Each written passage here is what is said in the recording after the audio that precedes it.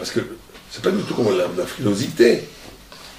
La voie d'or du juste milieu. C'est que si tu es dans la passion d'une seule affect, si tu n'es que amour, tu détruis ton rapport à la justice, et donc tu es dans la passion fanatique du rapport à l'amour, qui détruit l'amour elle-même.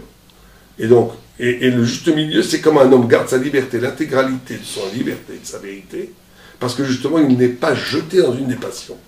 Le juste milieu permet, c'est un art extraordinairement singulier et très subtil, où tu peux te nourrir de toutes les lumières, de tous les affects humains, parce que tu gardes le juste milieu. Donc quand tu vas que dans un, tu détruis là où tu vas et tu détruis les autres. Donc encore, on revoit toujours chez Maïmonide, cette tentative d'harmoniser, de diviniser et d'hierarchiser les rapports, mais que chaque chose a sa fonction.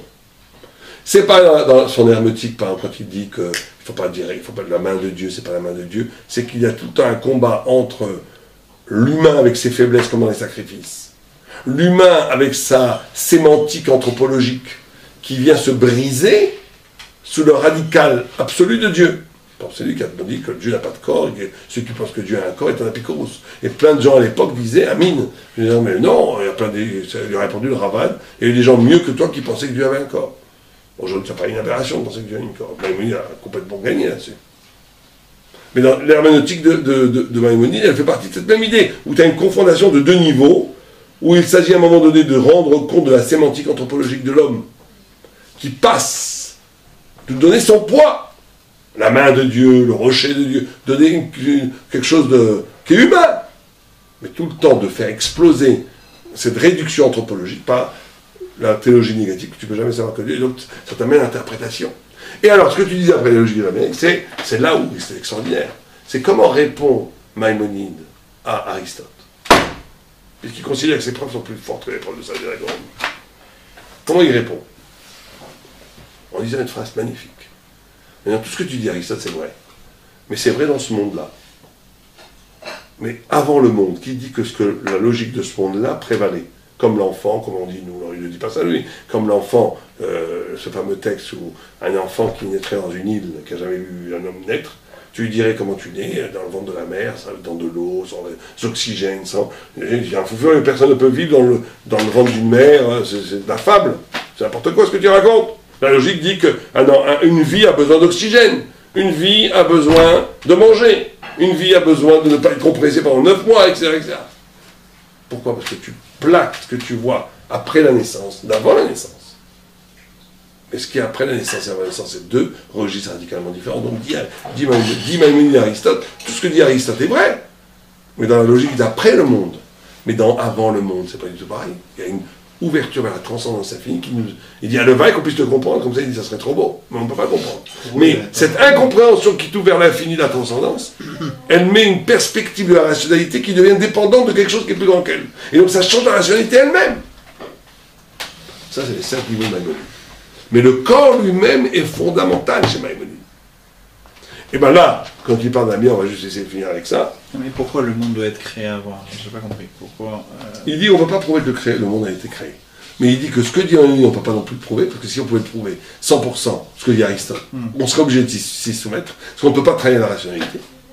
Mais comme on sait que c'est pas, il montre d'abord que c'est pas 100%, il n'a pas prouvé Aristote. Et après, il dit même si les preuves qu'il donne sont beaucoup plus convaincantes que Saadia Gaon, c'est des preuves dans le monde de l'après-coup. Mais il ouvre la rationalité, il donne la rationalité de comprendre, d'envisager une perspective, un horizon du sensé qui échappe à la rationalité et qui la fonde. Et donc il donne, et bon, Lévinas a été complètement renversé par ce texte, en disant c'est la première fois dans l'histoire, il dit c'est une portée considérable, comme il dit son mot, incalculable, c'est les mots de Lévinas, que voilà un penseur qui la première fois, la pensée aristotélenne grecque est une pensée tautologique, où le mot, la logique est absolue, où même Dieu, l'Avdil, Shalom, Rahman al-Islam, doit se conformer à la logique de la logique, à la parole de la logique, à la tautologie de la parole. Maïmonide, pour la première fois, ouvre un espace conceptuel qui échappe au monde. En ouvrant un espace conceptuel qui échappe au monde, il va baser une fécondité intellectuelle extraordinaire. Parce que quand la rationalité est elle-même capable d'écouter quelque chose qui n'est pas rationnel. Mais c'est aussi une porte de secours. Hein. Dès Pourquoi? qu'il y a un problème, il ouvre la porte et il dit on ne peut pas attraper quelque chose qui n'est pas rationnel. Oui, mais c'est rationnel de dire qu'avant avant le monde, quelque chose d'autre prévalait comme l'enfant. Tu le prouves rationnellement. Simplement, donc c'est sûr que c'est comme ça. Aujourd'hui, on a découvert que c'est comme ça. La preuve. Le Big Bang, c'est bien qu'il y a eu un... Aristote a complètement faux dans sa physique de A à Z. Il ne croyait pas au vide, on sait que le vide existe, il croyait que le monde était éternel, froid comme aujourd'hui, tout ça c'est du bidon. Il faut savoir que Aristote, à l'époque, c'était la science de la science, comme aujourd'hui tu remettrais en cause de CNRS, je sais pas moi, toute l'université. Donc on a vu que Aristote a eu tort sur toutes les lignes. La physique d'Aristote, elle est nulle et non avenue aujourd'hui. Nulle et non avenue. On peut presque dire que la physique d'Aristote a fait perdre du temps à la science pendant 10 siècles. Parce que tout le monde était aristotélien pendant 10 siècles. Donc c'était nul. Donc il a eu bien raison de dire que c'est pas sûr ce que tu racontes. Ça a l'air d'être le plus fort aujourd'hui d'après la connaissance logique aristotelienne. C'est vrai. Il admet, hein.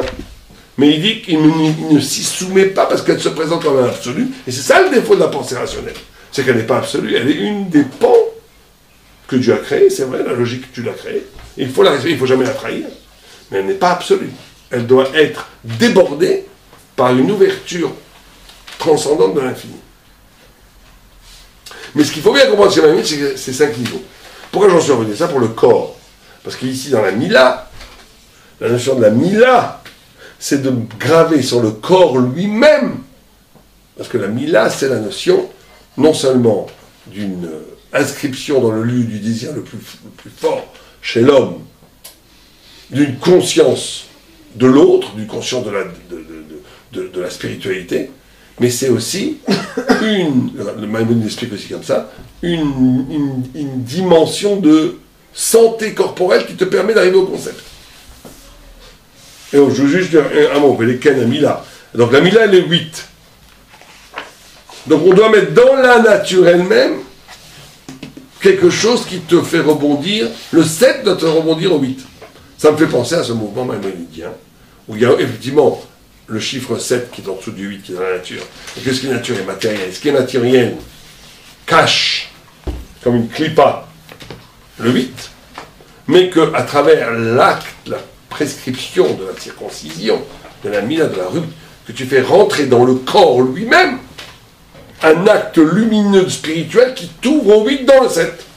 C'est exactement ce qu'on a dit. Pendant tout mon règne, pratiquement. Pas mal énormément de choses, mais... Par exemple, le texte le plus fabuleux chez Maïmonide, c'est quand il parle du Shema Eforash. Où le Shema Eforash est en même temps la transcendance absolue et en même temps une immanence. C'est là. Tu le vois, mais tu ne peux pas le prononcer. C'est en même temps là, tu ne peux pas le prononcer. C'est là, il a des pages vertigineuses où il trouve le point qu'il cherche. Où c'est en même temps là et en même temps infini. En même temps, Yud-Ke, Vav-Ke, ça ne renvoie aucune étymologie, ça ne renvoie aucun cadre historique, c'est une pure révélation. C'est la clé de voûte de la révélation. Le Yud-Ke, Vav-Ke. Mais en même temps, c'est là. C'est ça que Maïmonide veut toucher. Et c'est ça, ici, quand le Maharal nous parle, que le 8 et le 7. Et c'est peut-être pour ça que, vous savez que tout le monde connaît Akushia, il n'y a eu que 8 jours il y a eu que 7 jours de miracle, pas 8 jours. Il y a 100 réponses à ça. Comment ça se fait dans la Bible? Comment? J'ai vu un livre récemment, il y avait 500 réponses. 500 réponses, après on va aller à la 1000. Mais une des réponses maralienne qu'on pourrait donner, c'est qu'à un moment donné, c'est que le miracle de la nature s'inscrit dans le miracle comme prédisposition au miracle surnaturel. Le vrai miracle, c'est quand tu comprends que le premier jour, c'est aussi un miracle. C'est le Ramban dans les feuilles. C'est la Tadikot, non? Qui dit que tous les signes gluisent pour... Oui, tout à fait, ça va. Mais dans la perspective maïmonidienne, je dirais que tu vas le comprendre comme un miracle de la nature. Ça reste complètement naturel. Il n'y a pas de providence là, à ce niveau-là. Le moustique, il meurt, sans que Dieu le veuille. Il n'y a pas de providence, mais c'est divin. Mais c'est un système qui est lui-même aussi miraculeux. Simplement, il n'a de sens, ce système, que s'il est gravé, s'il peut se relier à un système qui le dépasse, qui est le 8. C'est ça que dit le Maharal ici. Bon, on fera plus dans le texte la semaine prochaine, comme si les Hanouk commençaient un petit peu lâché, mais c'est pas grave, c'est très bien aussi. Quand tout est amis. Je vois que Rabbi Abraham